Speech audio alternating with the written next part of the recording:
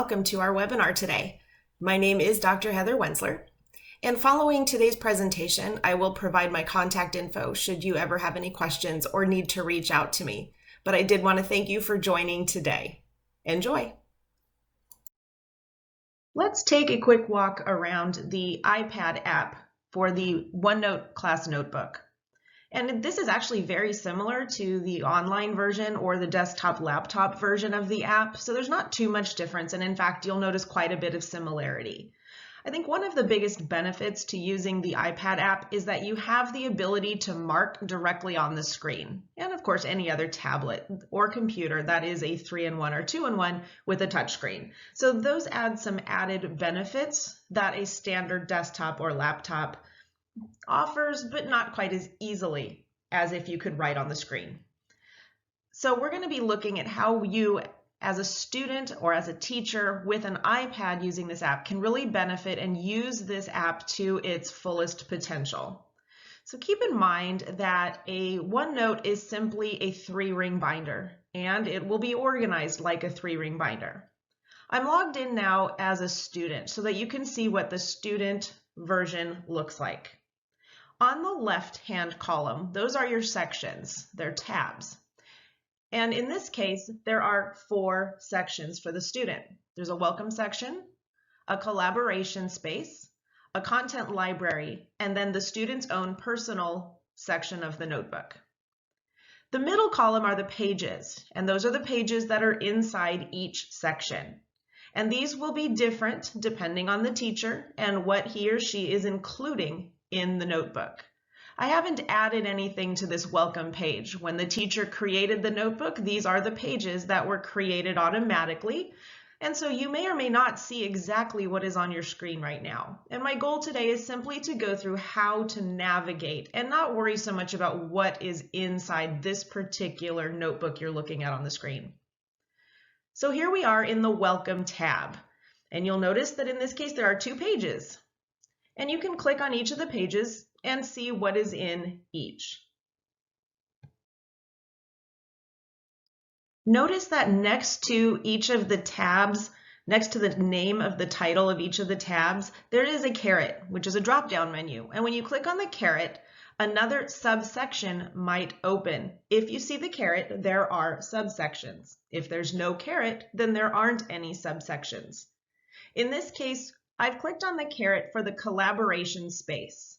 The collaboration space is a place where you, your teacher, and all of your classmates can work together, taking notes, writing messages, asking questions, getting answers. Anything that is put in the collaboration space is visible by every single person on the team. So just bear that in mind as you're adding content or typing or writing anything in this space.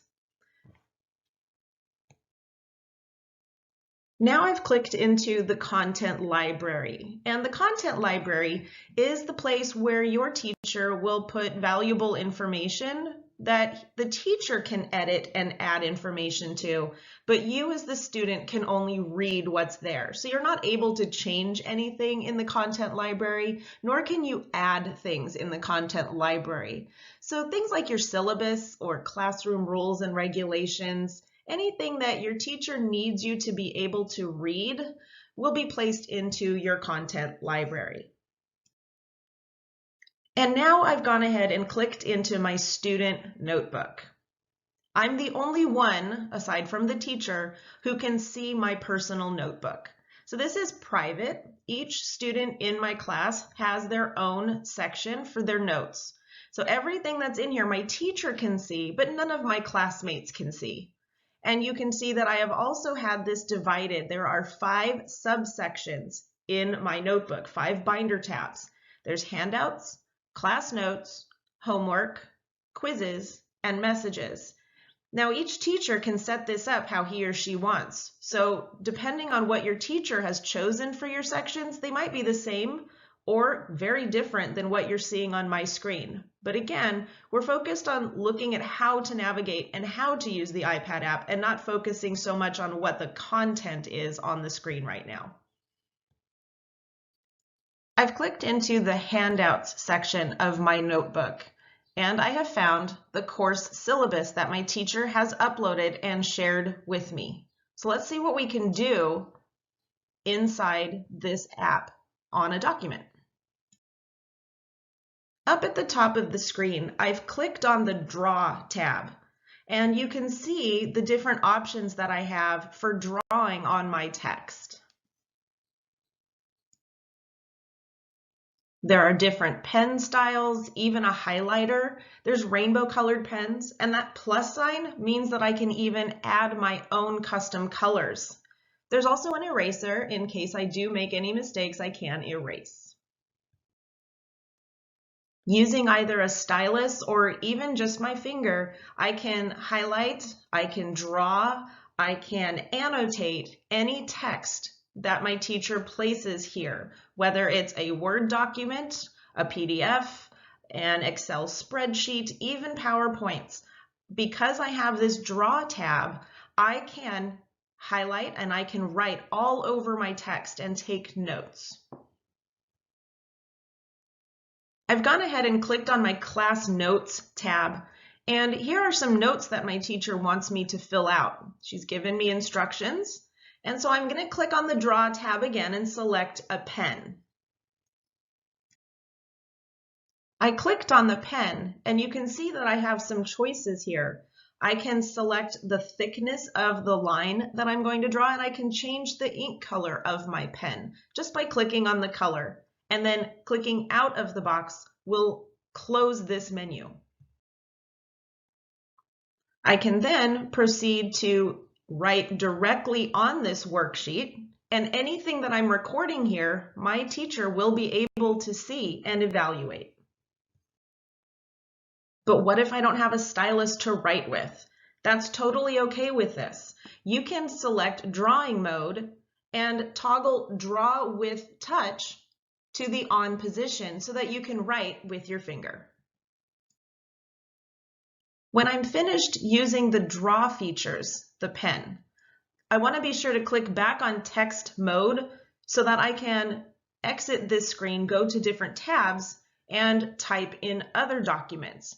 If I forget to go to text mode, it's going to think that I'm still trying to draw, and I'm just going to keep adding squiggles and lines everywhere. So if that continues to happen, just click text mode, and you'll exit the drawing mode. I clicked on the Homework tab, and my teacher has an assignment here where he or she wishes me to record a short video. Now, there's a couple of ways that I can do that, so let's take a look. I'm going to click on the Insert tab. And when I do, you'll notice that there are a number of menu items across the top. However, they're all grayed out and I can't click on any of them. In order to activate this page, I need to click somewhere onto the homework assignments page to activate the page. When I do, all of those items in the toolbar, the table, pictures, camera, audio, each of those will then become clickable. Here you can see that I've clicked into the homework assignments page, and now my toolbar is in full color and ready for me to use. What I think I want to do is decide how I'm going to complete this assignment. It says to create a short video. Now, unfortunately, I can't create a video through the app. It can only do still pictures, but I can do audio. So if I want to, I could record an audio clip and insert it directly into this page. And then I could figure out how to do some kind of video after the fact. Other options would be to use my phone and create my video, and then save it to my iPad and upload it, inserting it here. So there's lots of different ways to go about adding a video here to your iPad app. I'm going to start, however, with just inserting an audio clip. When I click audio, it's going to ask me for permission to access the microphone, and I have to click OK, otherwise I can't do the audio recording. Once I have finished my recording, the clip will be automatically posted into the assignment, and the date of the recording will also be noted. I can also insert files and PDFs directly into my assignment as well, and you'll notice at the top in the insert bar, there's a place to click. Once I click on PDF or file, I then just simply choose which file I wish to insert into the page in my class notebook.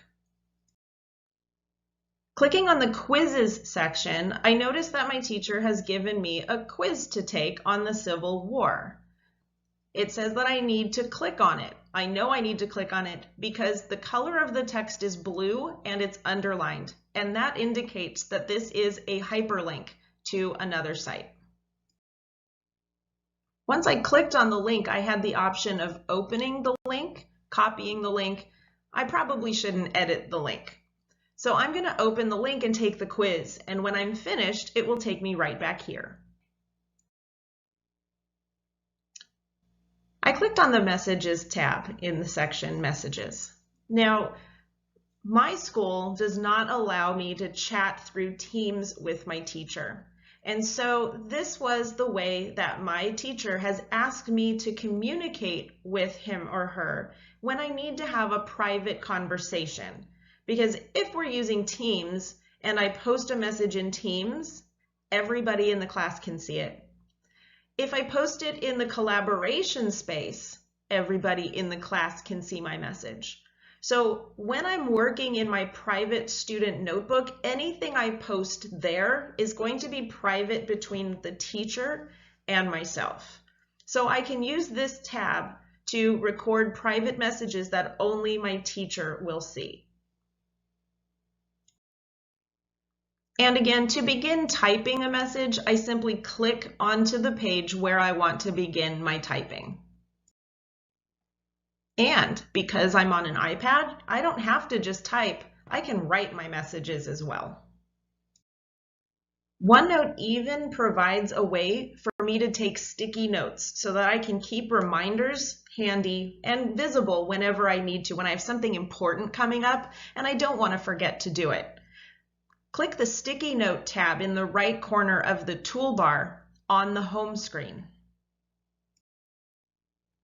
After clicking Get Started, I can type a message to myself so that I am making notes of important information, things I don't want to forget, kind of like real sticky notes. Clicking on the ellipses on the right-hand side of the sticky note screen allows me to change the color of the sticky note, and I can even share that note through a text message to myself. I can send it through email, and I can save it as a file. I can even delete the note if I don't need it any longer. I changed the color of my sticky note to yellow and then clicked Done. And now I can see my sticky note on the right-hand side here, so I won't forget that my book talk is due next week. I can add a new sticky note by clicking the purple plus sign at the bottom right of the sticky note screen. Let's click on the View tab and see what other options we have for our notebook. In the View tab, I can change the types of papers that are located inside my sections. So if I choose paper color, I can change the color of the paper that is present in my notebook. I can even change the paper style. So if I need grid paper to work a math problem, I can do that. I can even format the text that I have typed by highlighting the text and then clicking on the Home tab at the top of the screen. In OneNote, I do have the option of formatting my text using rich text formatting options like bolding, italicizing, and underlining. I can even change the color of the font that I'm typing in. I can even highlight my text that I've typed. I can create bulleted or numbered lists. I can change the font. I can change the font size, making it smaller or larger. Clicking on the tag symbol on the right-hand side of the screen allows me to make special notes about my notes. I can mark things to do, creating a to-do list. I can also mark things as important, or I can mark a note that I have a question about. Here, I've created a to-do item. And I've added a star to note that this is important. I've also added a question mark so that I remember to ask my teacher about this very important question that I have. So there you go. That's the basics of navigating the Class Notebook OneNote iPad app. Again, it's very similar to the desktop and laptop version and the browser version, the online version as well.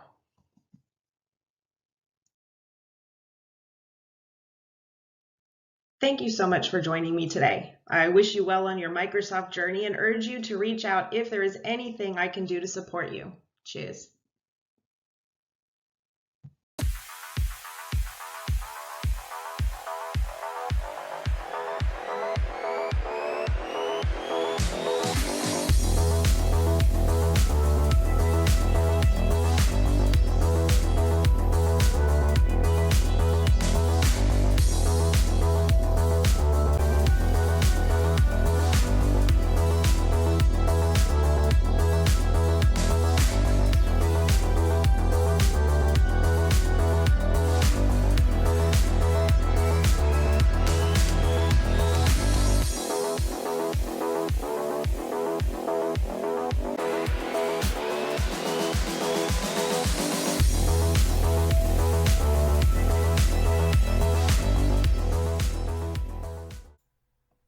Thank you for joining me today.